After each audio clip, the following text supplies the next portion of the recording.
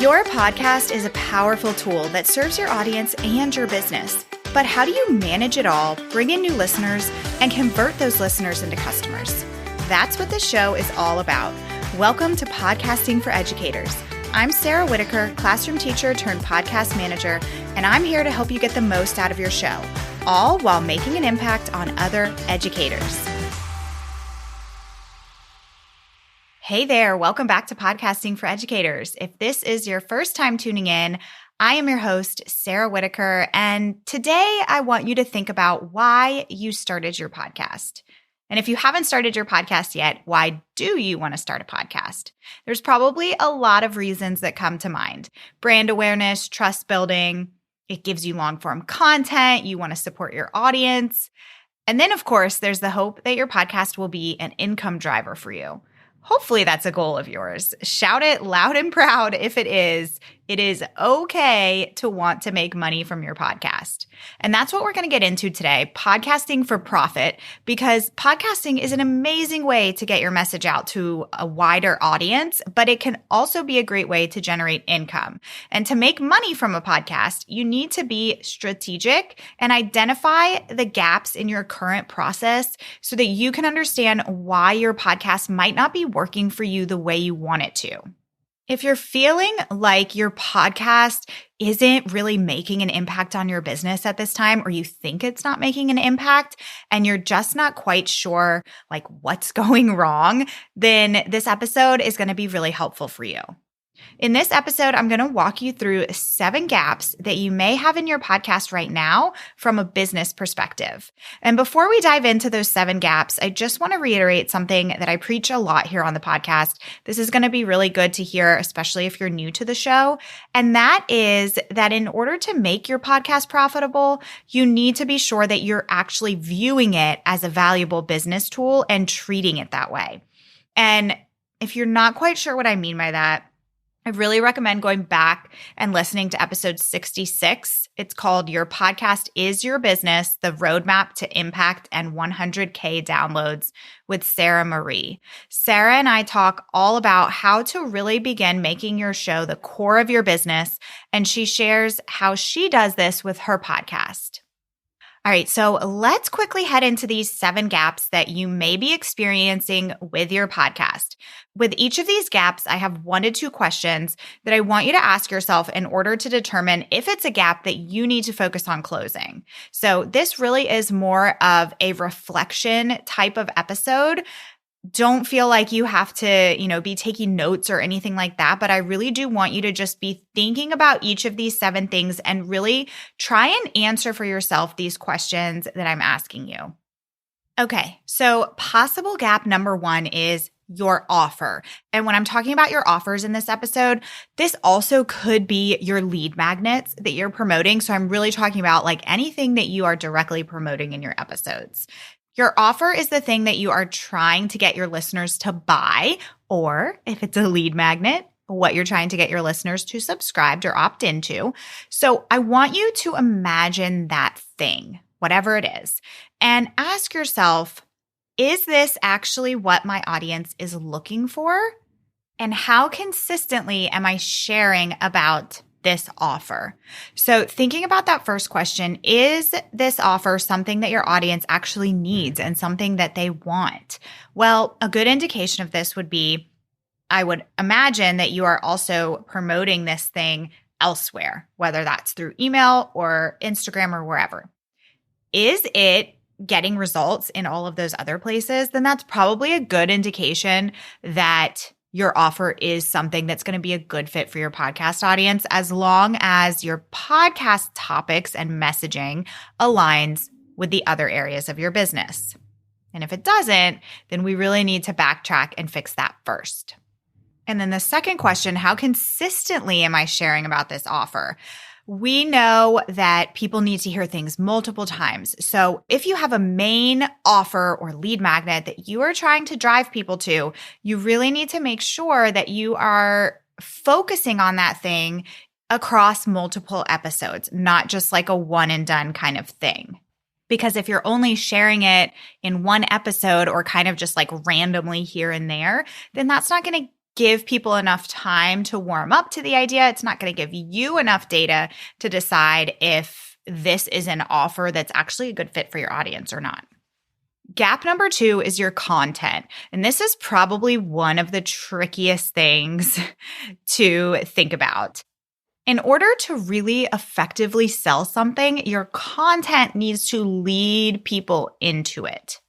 It needs to really address something that they are struggling with and make them even more aware of that challenge. So they can see that they really need a solution to this thing. Maybe they didn't even know that they needed a solution, but after hearing your content, they know that it's something that they need. So the question that you need to ask yourself here is, does my content align with my offer? Let me give you an example of this. Let's take an example of, let's imagine there's a podcaster whose audience are high school English teachers. And maybe this person has an online course about using AI at the high school level. AI is a very hot topic right now, especially in the education space. So we're going to use this as an example. For this podcaster, their episodes are going to be funneling people into signing up for this course, or at least getting people interested in it and building awareness around it. So some examples of some good episodes that would lead into this offer would be, what is AI and is it a threat to us as high school teachers? Embracing AI, 3 ways it can be helpful in your secondary classroom. How to get parents on the same page about AI. So all of these topics are leading into this idea of, okay, AI is here to stay. What do I need to know about it as a teacher? What do my students need to know about it? What do parents need to know about it? And how can I really embrace this concept and use it in my classroom to my advantage and to my students' advantage in a way that still allows students to be creative writers and ensures that there's no plagiarism going on. So these episodes would really hit those thoughts for teachers of, oh my gosh, I'm freaking out about this whole AI thing. What does this mean for me? What does it mean for my students? How am I going to deal with AI moving forward in my classroom? So these episodes trigger those pain points and offer solutions. But then the course might include, detailed lessons, maybe letters to parents, how to talk about it with your students, templates, prompts to put into these AI tools, things like that. But essentially, this podcast host would be taking her listeners on this journey throughout these episodes leading up to this course. Okay, so now thinking about your specific podcast, ask yourself that question, does my content align with my offer? And if not, how can I tweak my content moving forward? Possible gap number 3 is your promotion. And the question that I want you to ask yourself here is, does my promotion align with my podcast content each week? Whatever you're sharing on your podcast should be repurposed on your social media and in your hopefully weekly email. This makes it really easy to accomplish the goal of being consistent in your messaging in all of the different places. So let's go back to that example that I just gave about a podcaster who's speaking to high school English teachers about AI. So if their episode goes live that's called Embracing AI, 3 ways it can be helpful in your secondary classroom, then maybe that week they do an Instagram carousel that really names those 3 ways that it can be helpful in the classroom so that they are offering that value on social media where those people are at that time. They're also offering it in their podcast episodes. And then maybe they're also laying those 3 things out in their weekly email. So everything, all of their messaging that week is aligned. This honestly makes it easier on you as the podcaster. You can tweak, the way that you say things on all of these different platforms and make it engaging for that specific platform. But it also ensures that you're hitting everybody in all of the different places with the same content. Okay, so again, that question was, does your promotion align with your podcast content each week? Gap number 4 is your marketing. If you missed episode 82 with Jeremy Enns, go check it out. It was a fantastic conversation.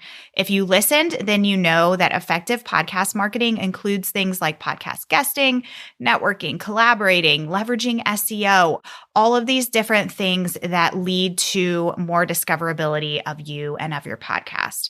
Without these things, it's pretty likely that you won't see consistent long-term growth. And if you're not growing, then that means that you're not bringing in new listeners, and then you're limiting the number of people that you can sell to and make aware of these great offers that you have. So, question for this gap that I want you to ask yourself is, are you putting time towards marketing? And that might be something that you do each week or each month. Start small. It could be as little as picking one podcast that you would love to guest on and pitching that podcast host. Start with one per month and work your way up from there. But these little tiny steps are what's going to lead to that long-term growth. Because like I said a second ago, if you're not growing, then the number of people that are hearing about your offers is not growing either, which leads us into gap number 5, which is your expectations. So the question I want you to ask yourself here is, what are your expectations for your results? We need our expectations to align with our actions, which will then align with our results. And what I mean by that is, are you sharing about a $5 TPT resource in one episode and expecting to have 100 sales the day that your episode airs? Do you have 50 people on average listening to your episodes and expecting 20 of them to purchase your course when it launches? That's a really, really high conversion rate. So we need to be thinking about our audience size, how often we're talking about our offers, and this will really drive what our expectations are for our results. Let's go back to that example of having 50 people listening to your episodes. Let's say that you promote a lead magnet for 3 straight episodes and you have 10 people opt in. If you see that number 10, you might initially be kind of bummed out because you were hoping for more. But if 50 people listened and 10 people opted in, that's a 20% conversion rate. That's awesome. On average, a common conversion rate for an opt-in is between like 5 and 15%. So if you were to get a 20% conversion rate, that's great. Now, if you have 50 people listening and you're also sharing about it on socials every single day for three weeks straight, you've got 3 weeks of episodes going out talking about it. You're talking about it on socials every day for 3 weeks. And you have, let's say, 3 people opt in after putting all that effort out. Well, then that might be an indication that you need to go revisit that lead magnet, like I talked about earlier in the episode, and reflect on whether or not it's the right thing for your audience. And really, ultimately, depending on things like your download number, your audience size, your goal right now might be to work on building up your audience first. That might be the thing that needs to be your full focus for the next 6 months. And that's okay. These things take a lot of time, but you will get there if you just keep going. So again, the question here is, what are your expectations for your results? And if you're wondering how to really manage these expectations or even like come up with these expectations, it really all starts with your data, which takes us to gap 6, which is you might have a gap in your data tracking. The question here that I want you to ask yourself is, am I tracking the right data monthly? Full disclosure, this is a bit of a weakness of mine that I am really focusing on this year. I am not a numbers person per se, and I have realized that I need to be a numbers person. And so that's been a big focus of mine. And it makes a really big impact when you actually track your numbers. Fun fact. Anything in business is an experiment. Podcasting, launching a new offer, social media content, everything. And I, like I just said, have learned the hard way that if you aren't tracking your data, then you don't know the results of that experiment. You might think that you do because maybe like me, you tend to just kind of keep everything up in your brain. But that's not the same as actually having it on paper and really looking at the cold, hard data. You've got to be tracking your download numbers, but also things like the number of visibility opportunities you have so that you can compare those things with your downloads and see if it's having a direct impact on your podcast. Things like your email open rates, your opt-in numbers, all of these things. Because when you have that data and you look at it, then you can set your expectations, like we just talked about, for the next round of whatever it is that you are promoting or selling. All right. The seventh possible gap that you may be facing is your time. If you're listening and hearing me say all of these things and thinking, whoa, I am very overwhelmed right now, I can barely get my episodes out each week, then something needs to change. And you kind of have two options here. Number one, you can begin to outsource. It does not have to be huge. It doesn't have to be this really big thing and this really huge investment financially for you. You can start really small. You can start by hiring someone to just schedule your episodes. And then maybe you add editing and then show notes. And everything just kind of grows over time, but slowly you're releasing things from your plate so that you can actually have the time to do these CEO type of tasks, like looking at your data and planning your content out in a really intentional way. And if you really want to do this thing and really go all in on your show, you have to invest in it. It is time, my friend. And I really want you to see outsourcing as an investment. There's so many people out there who can help you and who are so excited to help you with your podcast. Me and my team offer services, and I have a ton of other references that I can give you as well. There are so many great podcast service providers out there, as well as great virtual assistants. So that's kind of your first and best option. And then option number two is you can continue kind of doing things the way that you are right now and kind of try and build in some of these things over time. But ultimately, I think that you are going to find that at one point or another, it's going to be time to invest in your podcast and the growth of your show and ultimately the growth of your business. So that is definitely something to consider for this year. And if hiring is something that you're hoping to do soon, this is perfect timing because next week on the podcast, I am having a guest on to talk all about what you need to know before hiring support in your business. So if that is you, then definitely be sure to come back and tune in next week. Okay, so real quick, I'm just going to review those 7 gaps that you may be facing in your podcast and ultimately in your business. Gap number 1, your offer. Is your offer what your audience is looking for, and how consistently are you sharing about it? Gap number 2, your content. Does your content align with your offer? Gap number 3, your promotion. Does your promotion align with your podcast content each week? Gap number 4, your marketing. Are you putting time towards your podcast marketing? Gap number 5, your expectations. What are your expectations for your results? Gap number 6, your data tracking. Are you tracking the right data monthly? And gap number 7, your time. Is it time to outsource?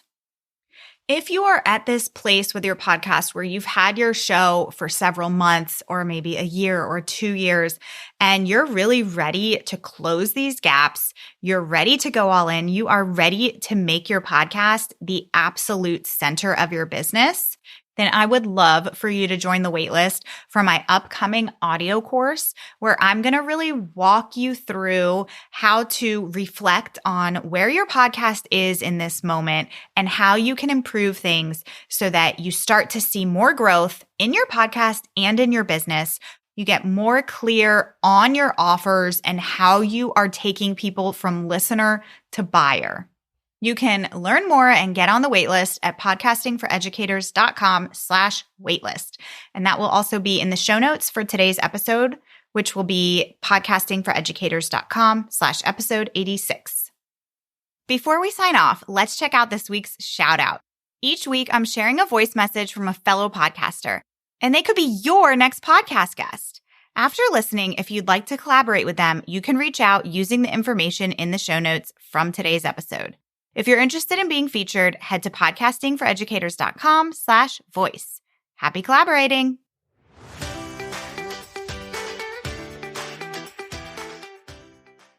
Hey, my name is Kelsey, and I'm the podcaster behind Wife Teacher Mommy, the podcast. I've been doing it since March of 2021, and I just love it. And I serve pre-K through 6th grade teachers and homeschool parents. I am a former teacher, a former substitute teacher, and current homeschool mom, and almost certified life coach. I should be finishing my exam with the Life Coach School this week. I love talking about sub-plans with teachers. That is what we started with the Wife Teacher Mommy. Can help teachers with how to write their sub-plans, what to include so they can have a successful day off. I've been both a teacher and a sub, so I can talk about what is the best way to make subs happy and keep them coming back, which is especially important with the sub shortage we have going on right now. I also love talking about the mindset part of that, which is understanding that you can take a day off even though there is a sub shortage, and kind of poking at that belief that a lot of teachers have that they can't take a day off. I also love talking about mindset in a wide variety of capacities. So I would love to connect with you and be on your show. Thanks so much for listening to today's episode. To keep this conversation going, connect with me on Instagram at Podcasting for Educators. I'm always looking for an excuse to talk about podcasting. If you're looking for support in launching, managing, or growing your podcast, check out my online course, the Podcasting for Educators Prep School, at podcastingforeducators.com/prep school. I'll see you here next time.